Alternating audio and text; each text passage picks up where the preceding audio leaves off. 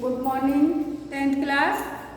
आज मैं आपको हिंदी में छठी गद्य काव्य संकलन में ऋतुराज उनका ये कन्यादान जो उन्होंने लिखा है। तो पहले मैं आपको ऋतुराज के बारे में उनका जीवन परिचय बताऊंगी कि ऋतुराज कौन थे, कहाँ इनका जन्म हुआ, कैसे इनने पढ़ाई करी और किस प्रकार इन्होंने रचनाएं लिखी।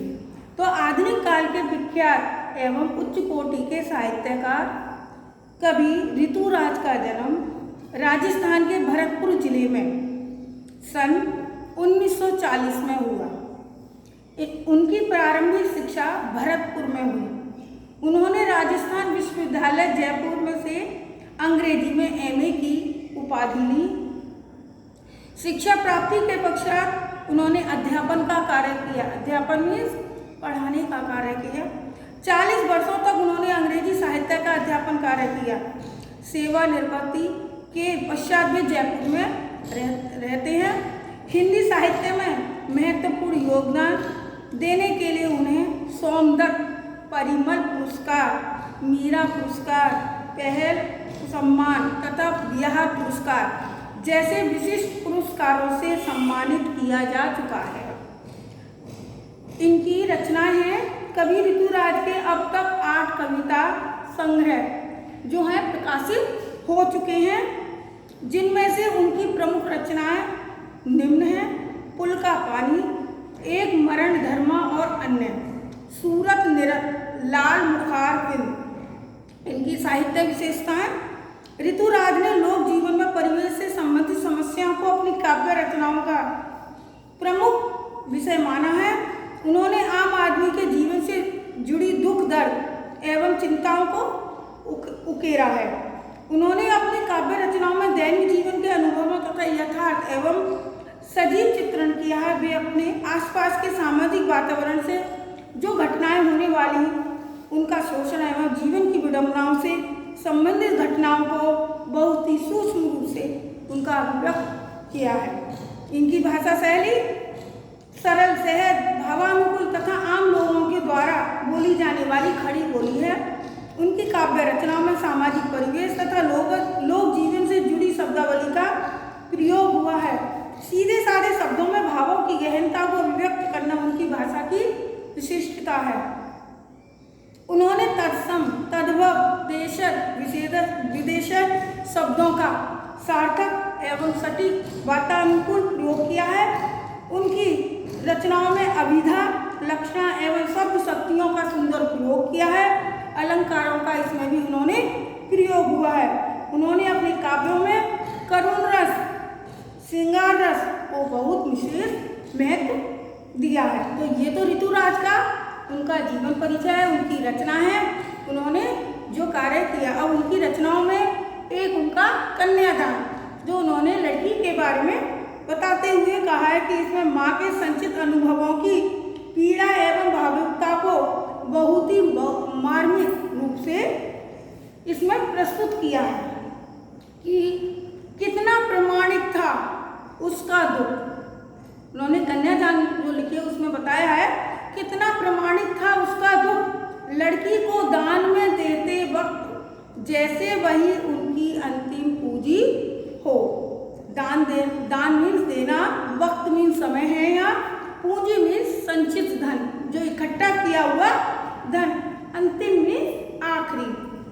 तो इसमें कवि ने माँ के जो संचित, जो इकट्ठा किया हुआ अनुभव, जो पीड़ा एवं भावुकता को बहुत ही मार्मिक रूप से इसमें प्रस्तुत करते हुए कहते हैं कि माँ की मानसिक स्थिति को व्यक्त किया है इसमें कि कन्यादान करते समय लड़की की माँ का दुख कैसा है, अत्यंत करुणा भरी व स्वाभाविक था, यानी बहुत दुखी थी। कन्यादान के समय माँ का दुख देखकर ऐसा महसूस हो रहा था जैसे उसकी वह पुत्री पूरे जीवन का संचित एवं आखिरी धन है। जब वह कन्या का दान कर रही थी, उसकी शादी करते समय कन्यादान करते हैं तो वह बहुत ऐसा लग रहा था जैसे उसकी पूरे जीवन की संचित निधि है, उसको आज वह दूसरों के हाथ में सौंपने जा रही है। पुत्री अपनी माँ के सबसे नजदीकी एवं सुख दुख में साथ देने वाली होती है, इसीलिए पुत्री को अंतिम संचित धन कहा गया है। तो बच्चे ये समझ में आ गया होगा। अब इसका भाव सौंदर्य। कवि ने नारी जीवन के प्रति गहरी संवेदना व्यक्त की है। इसमें इसका शिल्प सौंदर्य, भाषा सरल है, सहज है, भावानुकूल खड़ी बोली है। अंतिम पूंजी पुत्री के लिए प्रयुक्त हुआ है। यहाँ पर दान देने में देते वक्त में क्या है, अनुप्रास अलंकार है। करुण रस का सुंदर इसमें परिपाक किया गया है।